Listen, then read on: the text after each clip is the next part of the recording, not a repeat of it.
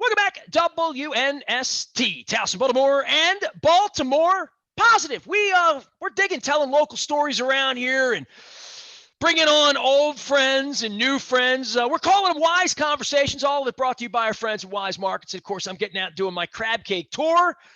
We're making stops, new and old. We'll be beginning at Fadley's this week, as well as our friends at Costas, where I had crabs last week with Stan Jablonski. It's really weird, man. I haven't had a crab cake. I had a Fadley's crab cake maybe about 6-7 weeks ago.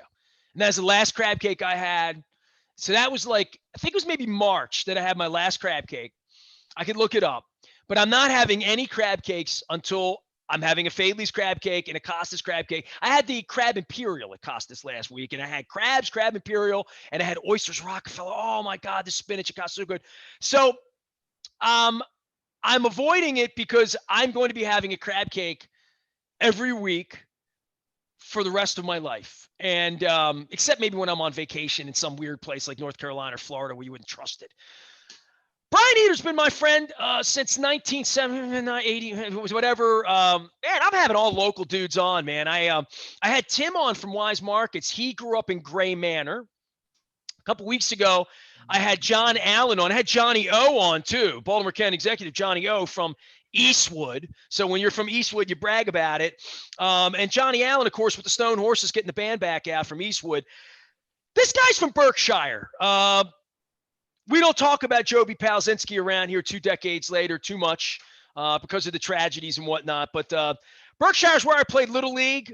This guy is I would say a bar veteran, but that would make you sound like you're drunk, Bri. You're a bar running veteran. It's always good to have you on. You catching any fish, man? You going to take me out on your boat in the White Marlin Open here for the beginning of the Crab Cake Odyssey?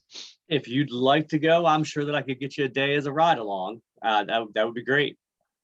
Yes, that's absolutely. real? Yeah, that's real. I can talk to the captain, and absolutely. Well, look, man, you're famous for catching fish, right? Like, you got a bar. I want to promote your place because, I mean, I don't just talk about coming in your place. I actually come in your place. I eat your food. You've actually said, get my crab cake. And I said, I'm not having your crab cake. Not now, not yet. And because I'm waiting on the crab cake thing. But like, right, you and I are old school on this, right? And you and I'm about to start having you on, and I'm going to talk about your place. And you've always dreamed of having your own place. You've always run other places. But I mean, dude, you and I have more mutual friends that are like old school that we've known since we were 10 or 11 years old.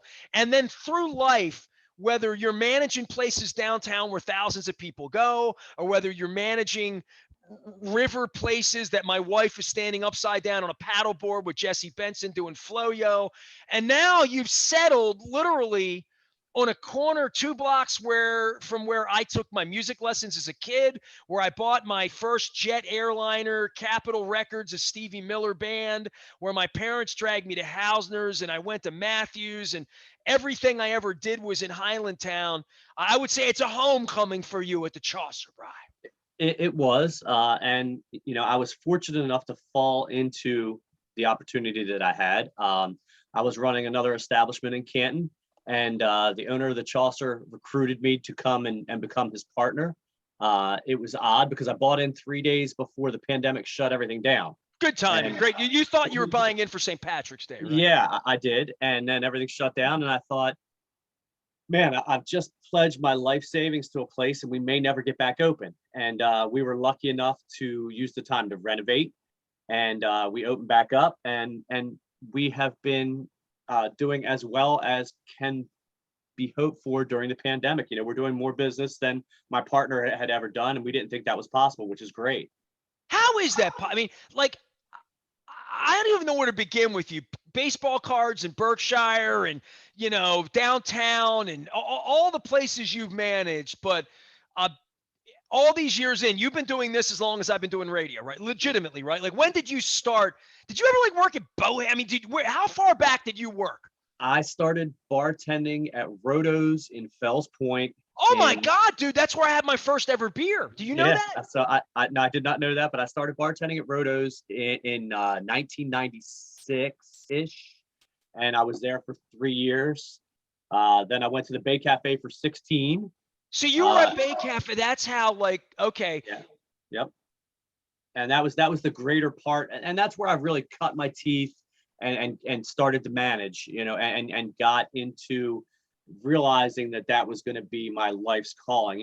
At Rotos, it was just, hey, I'm going to do this and work my way through college. And then once I finished with my Dude, I was degree, drinking in Rotos when I was like maybe 18, yeah, I definitely mean, not 20, 19 maybe. So yeah, like I was born in 86. I can tell you because Whitney Houston, how will I know if yeah, you so that those were the kind of songs that were playing in there, and Aretha Franklin singing Pink Cadillac or whatever. It was like 1986, 87. So I mean, Rotos, like every time I walk by, I say to my wife, I'm like, this place, they're in the surf club. Do you remember the surf club? yeah, I do.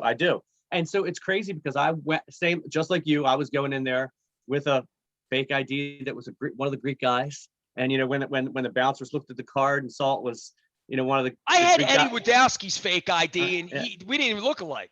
and neither did we. And but they saw it was and it must have been hey, this Greek guy knows this guy well enough to give him his ID. Go ahead in. So it turned from me being a patron there to them needing a bartender and seeing something in me personality wise. And they taught me, the guys who own Rotos taught me how to bartend. And then it snowballed from there. And so then it was Bay Cafe. I worked for the Cordish Company for a few years. Then I ran Lee's Pint and Shell. Well, Bud and Goose had a legendary deal at Bay Cafe. I mean, I DJ'd a few Jamaican Me Crazy parties back in the day. I can't begin to think that anything like that exists anymore, right? Like, I mean, it was a Super Bowl every Sunday at Bay Cafe. Yeah, listen, the amount of people that I met through there, the amount of money that I was able to make in the 90s and early 2000s. When I tell the bartenders the amount of volume that we were doing, the amount of drinks that we served in a weekend, they look at me like I'm lying. But that place, it was secrets in Baltimore.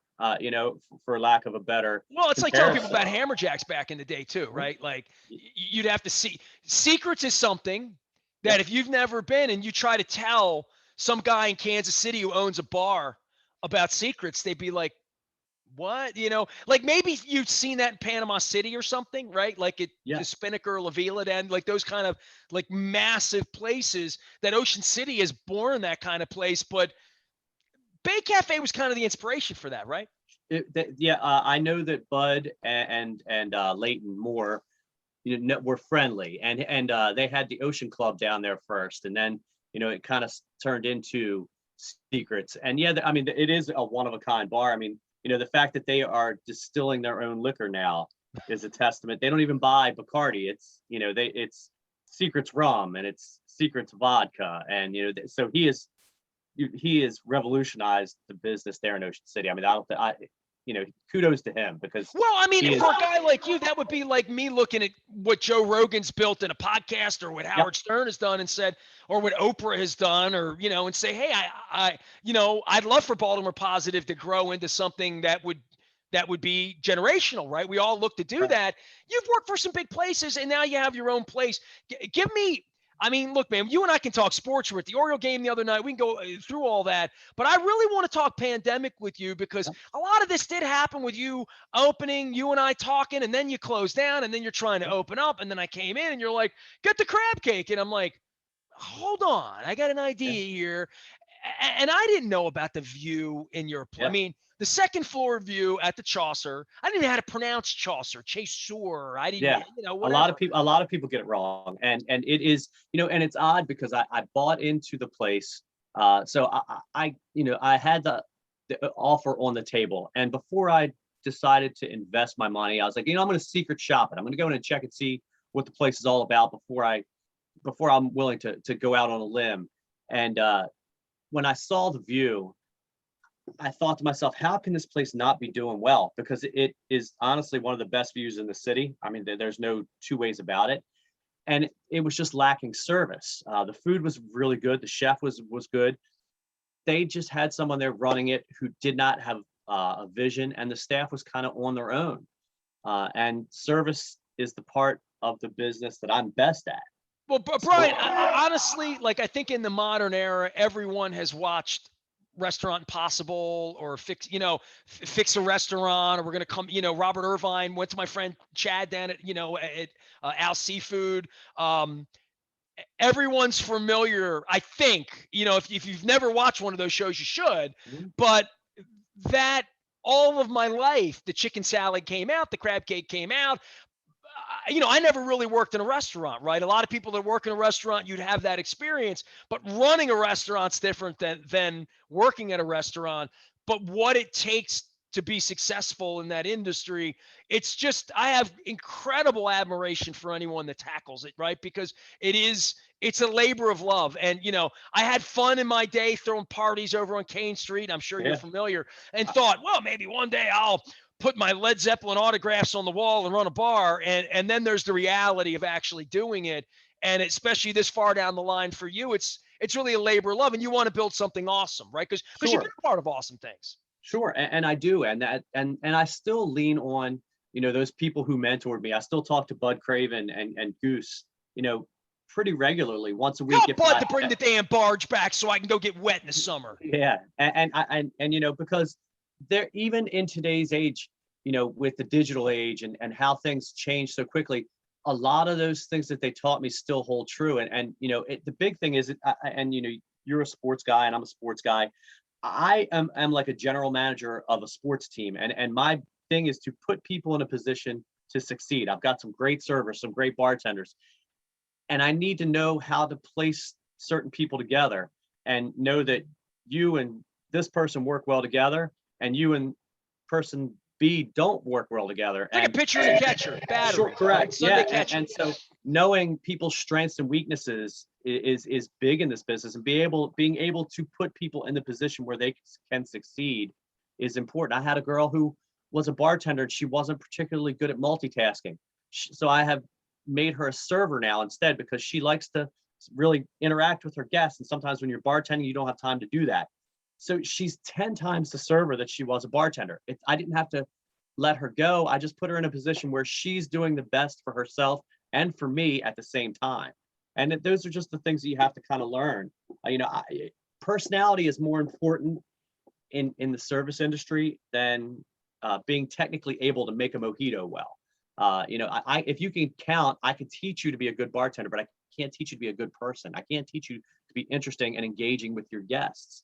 And to me, that's the most important part, because people come out to interact with the people that are serving them or the other people. Especially now. Yeah. Especially, and it's funny, that commercial, your server doesn't want to know your name or whatever. And I think that's kind of interesting. I think maybe that's wrong now. I think maybe, especially when I've been looking at your server with a friggin' mask on, and I can't see how pretty her smile is, right? I only see her eyes or his eyes or, whatever. Man, when we come out of this, shit's going to change, man. I mean, a lot of stuff's going to change, I agree with you 100%. And, you can buy a 6-pack of beer for what I'm charging for a beer at the restaurant. So if you're going to come in and we're going to ignore you, then you might as well just stay home and get 6 beers for the price of one. Our business now is about 95% credit card. And I tell my staff, the bartenders especially, that's the perfect opportunity to, when they hand you the card to run it, if you don't know somebody's name, when they hand it back, hey, Nestor, thank you. I appreciate you coming in. Their name's right there. You don't even need to remember it because the card is in your hand. Dude, when this falls apart for me and I got to wait tables like an actor in New York, I'm going to come and have you train me. How about that? Okay, done. I mean, seriously, man, right? Because we've all seen it done right. We've all seen it done wrong, right? Sure. And it drives it, everybody has their niche, and this was my niche. And when I go to a restaurant and see people not doing that and taking their guests for granted, which especially during the pandemic you can't do, but you never should be able to, you should never take the people who are putting money into your bank account for granted. And it drives me crazy when that happens. So, that's was part of my job every day, is to make my staff better in that regard, teach them how to interact with their guests, because when you come in now, I want you to ask for Jewel. Hey, you know what? Jules waited on me last time. She was a big enough deal that I'm coming back again to see her. I'm a 51-year-old guy. I shouldn't be the biggest draw that my restaurant has. I've got, these young people who are single and they're engaging and they're interacting with these people. And I do love to go touch my tables and say hi to everybody that I can that comes in, but they should be coming in to see the servers and the bartenders more and me less. Brian Eder's here. He is from the Chasseur. I've actually the cup I have from the Chasseur is benefiting the Almond Cancer Fund for young adults, and I've done some stuff for Almond before. And you were doing a benefit at various points, inviting me down and different stuff. But we actually know each other from the neighborhood and collecting baseball cards and playing Little League a billion years ago. And I talk about going to Highlandtown all the time, and G&A has been a sponsor, and Andy, and whether it's Chicken Rico or Matthews or the Patterson or the Strand or Hones or any of these Epstein places that are gone, Glavas, all these different places. The Surf Club was in Highlandtown. I mentioned that, and Goldenbergs if you're old school. When I say you're in Highlandtown, from a Dundalk guy, Canton used to be a dirty word. When we were kids, Canton was rough. Like, you shopped in Highlandtown, but you didn't walk to Canton in 1977.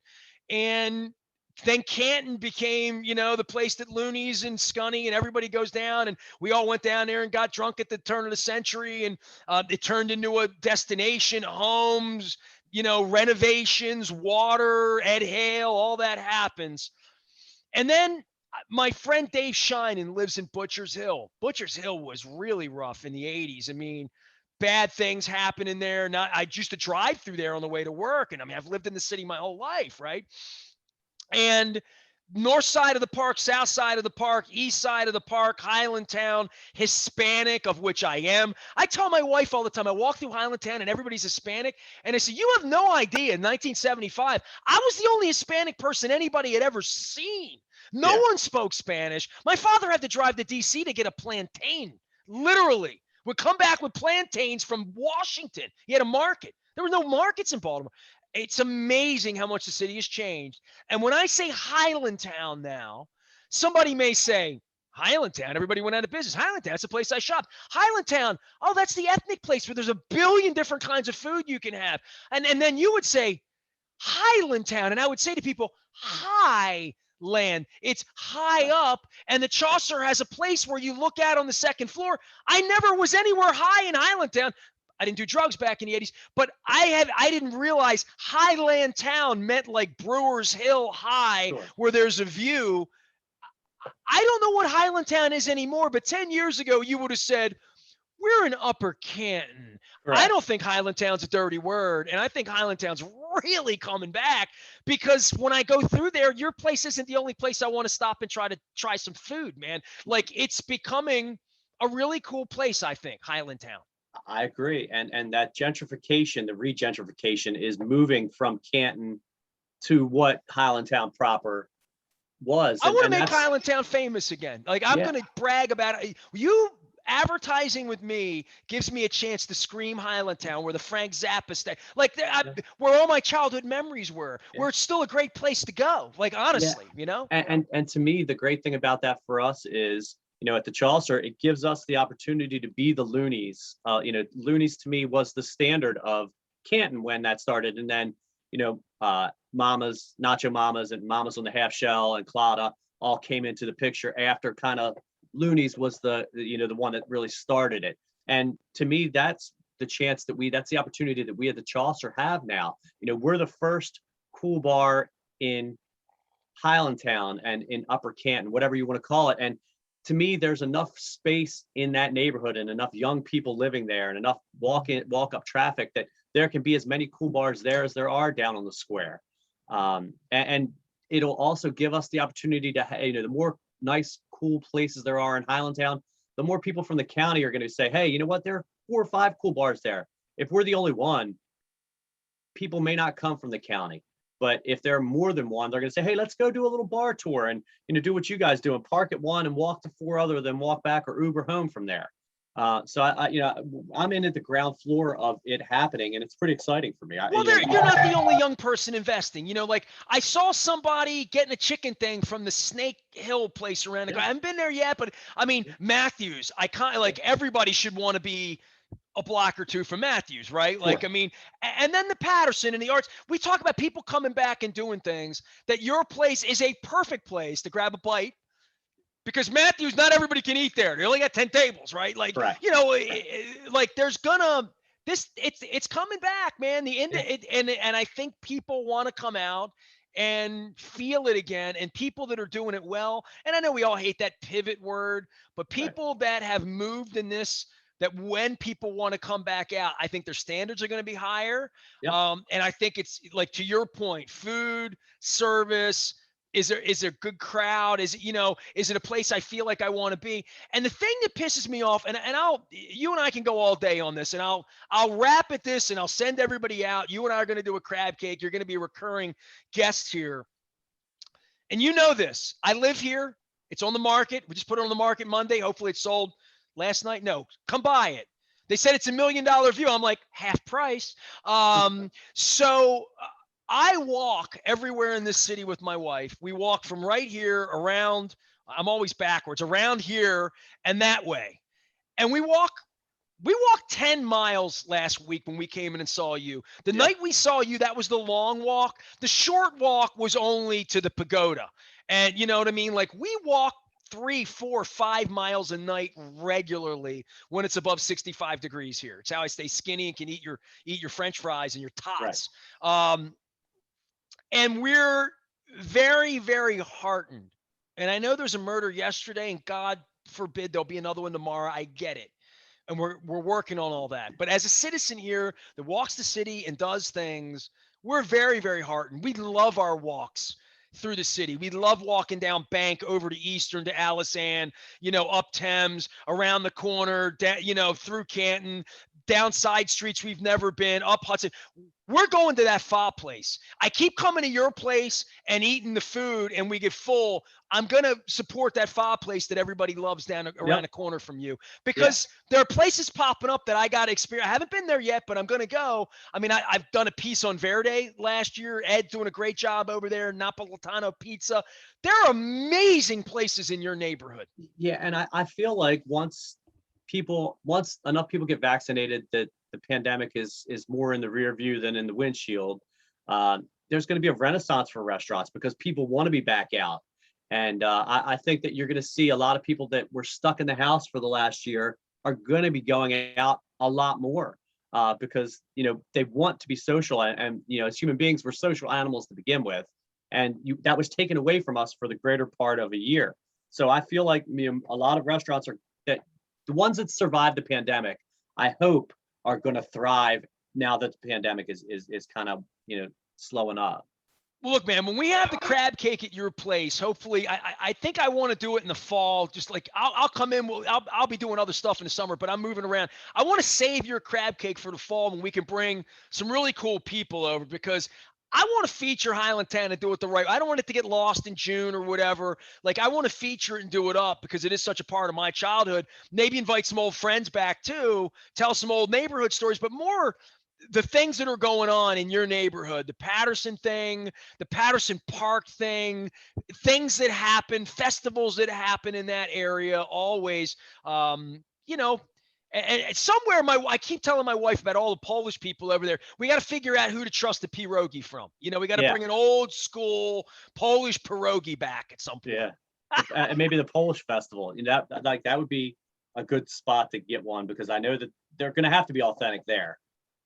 Legitimate, man. I want them to yell at me and give me Polish beer as they do it, just like they did down on Broadway. Brian Eder's been my friend from Berkshire a long, long time. Tell me the Chasseur story and why people are going to come in and what they're going to get when they come in there. The crab cake, I know you already told me that. I'm going to get that, but I've had the ahi tuna, I've had tots and different stuff, but your menu changes a lot. We do. My chef, my executive chef's name is Francisco Lopez.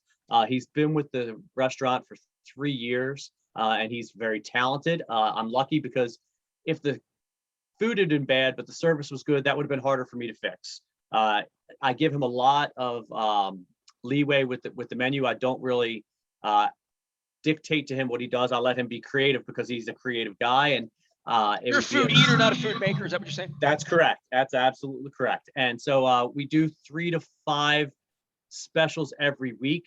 We will run them for a week or two, and then if they wind up being something that I think is really good, we want put it on the menu full time. We rotate the menu constantly.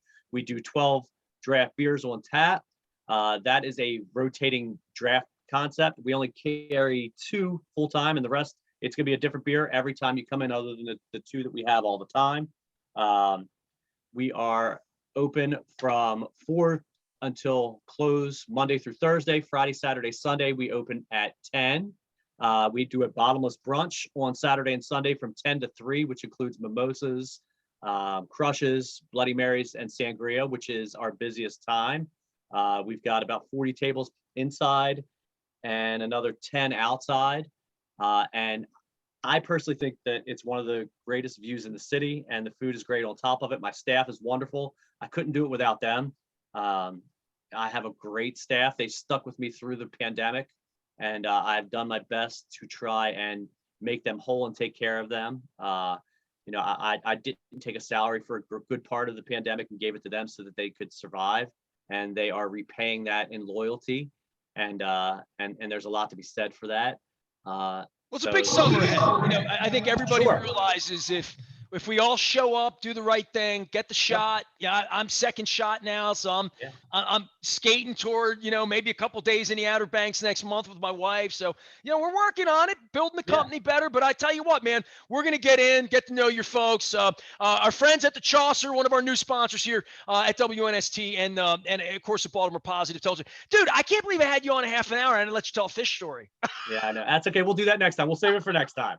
I didn't know that there was like a guest pass thing now. Like, I guess I am going to go out on a boat one of these days. If Michael Jordan offers me a chance to go out, you wouldn't mind going his boat instead of yours? Not at all. Not a bit. He fished next to us in both tournaments last year. Dude, you kicked his ass last year. It was great. You dunked on his ass. Yeah, I told people as a joke, if I ever bought a boat for myself, I was going to call it Jordan's lunch money. Because MJ's lunch money. Yeah. Brian Eder joins us. He's from the Chasseur. They have great food, a great view. They're in Highlandtown, and I say that proudly, or you can call it Upper Canton if it makes you feel better. Make sure you go find them, and we'll be sharing all sorts of stuff, including food and beer and drink and view, and probably a few Sunday afternoons with bottomless something or other. You can find me anywhere crab cakes are served. We're going to start at Fadley's and Costas this week, East Side. Eder's had a couple of Costas crab cakes, right? You swallowed a few of those in your day, yeah? I have. It's a quality crab. Listen, everything they do, they put out a quality product. It's a great place. Man, I had big ass crabs over there on Sunday with Stan Jablonski. Orioles didn't pull it out, so you were not like you were good luck on Monday, right? I was good luck first game in 4 years last night, and it was a great game. Give me an O. Luke's going to be at the ballpark covering all things through the weekend. Of course, the Orioles in New York. We got Bob Baffert issues and Preakness issues and crab cake tours. I am Nestor. We are WNST.net, AM 1570, telling fish tales and meeting you at the Chasseur in Highlandtown and talking Baltimore Positive.